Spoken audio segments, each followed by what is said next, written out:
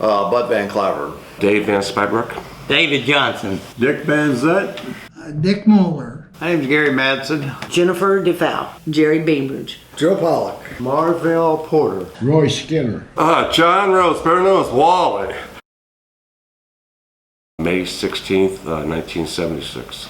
January 18th, 1973. I started in '63. February 1962. January 16th, 1964. January 9th, 1974. 1962. I think it was 64. July of 76, 1976. 1946 I hired in. I hired in 1977. I hired in December 16th, 1963. Yeah, we were involved in several back in the early, I would say, 60s. Oh, everyone we had, we all were. Probably the worst was back in 1987 or 6. That strike there was, we were out for 6 months. Mm-hmm. We were locked out. They wouldn't let us in the plant. Sometimes we only had to stay out a couple weeks, sometimes a month or 2 months. But we had to fight for all this stuff. They fell for us, they really did. We had great neighbors. I mean, they knew we were hurting. And they bring us meals. You know, we had 2 kids at the time, 2 very young kids. We came to the hall because they had a special, and this is why it's so huge on Toys for Tots. We went to it was Nice Columbus. They had a toy giveaway. I felt terrible. I really did. But I didn't have any money, 2 kids. I didn't want anything. I just wanted something for my kids. Yeah.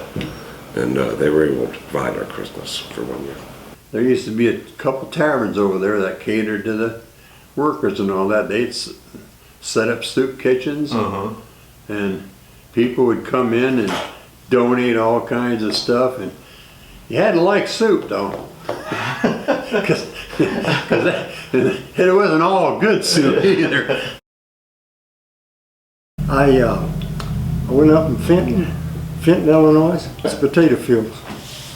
And we dug, picked up potatoes.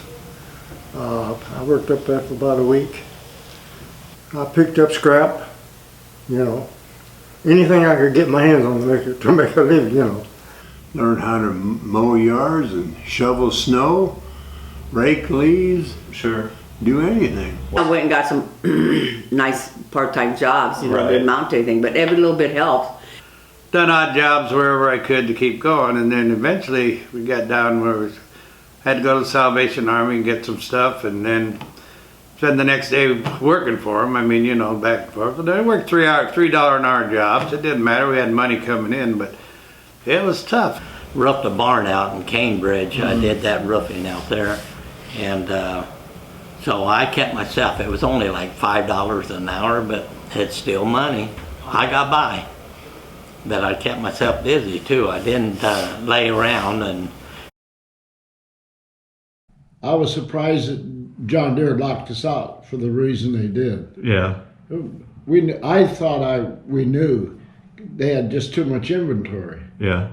And so they didn't need to build combines. They didn't need us. So they just locked us out. Yeah. How little you was going to get to live on. Yeah. And I think young people need to pay attention to that and try to save it. I know it's hard with the family. As far as for me, not taking care of the things that I needed to take care of before the strike. I mean, as far as financial and stuff like that, not making sure I had a little basket here, behind me, so that, for finances and stuff like that, because then I end up getting, troubles with my loans and stuff like that, and created a lot of pressure on the family because of, with the different, situations that come about from that. I think that's probably the hardest thing that I seen through all the strikes that I seen is the people that had financial problems, which caused a lot of marital problems too, especially with kids and everything too. You're not going to be able to do what you did before. You're going to have to probably make some extra house payments, car payments, cell phones. A lot of our people wasn't prepared.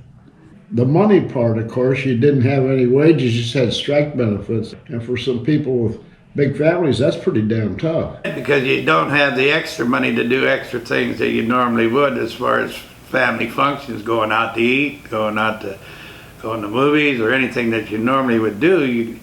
You had to delay all that because you needed all your money for food and necessities, and bills. I mean, that's the one factor that they don't go away when you strike, and it's got to be taken into effect. People got to realize that they got to work something out on that, I got a loan to buy this truck, and then I ended up couldn't make my payments whenever, and so, but they let me go until I got the strike over with, and then I caught it up, and anyway, got it paid up.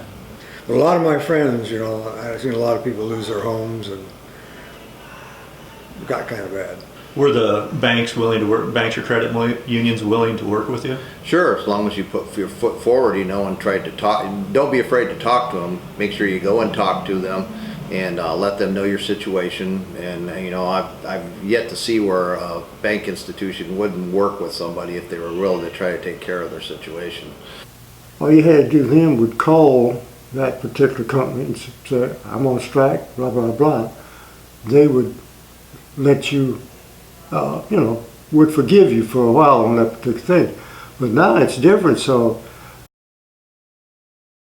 Yes, one of the things I would have done was tried to get prepared for that, because it's really tough. You have to maybe lay in some extra food and stuff and be ready for that. And you have to be ready to maybe share rides. Yeah. One of the things we did was we had some ladies that got together and we would share babysitters so we could do our strike walks and stuff. Save more money. Save more money. Yeah. Well, yeah, because when you work for any company, you never know if it's going to be there or tomorrow or next day. Yes, I think it's worth it, well worth it for myself. It was worth it. Yeah. I feel anyway. Yeah. Heck, I got a good pension out of that place. I'm getting all my medical, prescriptions and all that. Yeah. Yes, it's been terrible, but we would probably be working for half of what we got today and probably wouldn't have medical. I think it was a necessary thing. Absolutely. Yeah. Absolutely. It was, it's something that we had to do. Oh yeah, absolutely. Yeah. There's something you have to do, I said, you have to make a statement to the company, that, it's nice for them to make millions and billions of dollars, but it's also nice that you as a worker gets properly compensated for working with them, In my opinion, we always seem to come out pretty close to what we originally went in there for. I'd say every strike was worth it. Even though I didn't like to see him come. Yeah. But we always came out ahead. And the only reason we came out ahead is because we stayed strong as a union. Save their money, because I tell you, sometimes it can be a long strike. Pay your bills ahead. Try to, fill up the pantry. Yeah. And just be very, very clear on supporting each other. Yeah. And supporting the union leadership so that you get out of the strike what you go in after. Stick together. Your union is, they've probably heard this before, your union is only as strong as the weakest member. Everybody says, save your money for 6 months. In this time and day, 6 months isn't going to last you a month, especially if you have a family. I would recommend getting your education. You better have some money. Stock up on your food, and because be prepared to go out. If that's what you think you got to do, I guess that people need to not be buying new cars at any time. Then you need to, unless you can afford it, you need to quit that. You need to build a nest. But that solidarity is not a word. you got to draw together. It ain't gonna do no good if you're divided. When you go out on strike, if half of you say no, we shouldn't be here, the other half says we should. You got to stick together regardless, and we always did. Yeah. We didn't always agree on, you know, but we stuck together. But the biggest thing is if you know you got a strike coming, put somebody away if you can. And number two, try to get your bills ahead of time or something worked out ahead of time, because it's coming. Otherwise, you're just going to have problem after problem. You know, they always talk about strike, but you know, the first week of strike isn't too bad. But the second week, and the third, and the fourth, and the fifth, and so on and so on. You know, once you're not getting paid, it's not near as much fun being on strike. Yeah. And I hope that people realize that. Not that I'm saying don't strike, because I'm not. Yeah. I just hope that they prepare themselves if that event should happen again. But my advice for these young guys that's coming up now is try to put something away for a rainy day. You know what I mean? So Going to the union meetings, keeping up on what they're doing and stuff of that nature, and helping whatever they need to help. And then if you know before you're going to go on strike. Yeah. Pretty much word of mouth gets out, well, they're going to do this, they won't want this.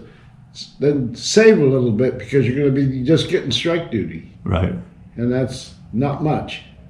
Well, the only thing I could say is save, save, save, because it's something that you have to do, and don't take this so too bad, because you'll get through it. You know, you'll get through it. I know a lot of people lost their homes during the strike and that because they didn't plan. And I always tell the younger people, if they can make extra payment on their house or car, do it.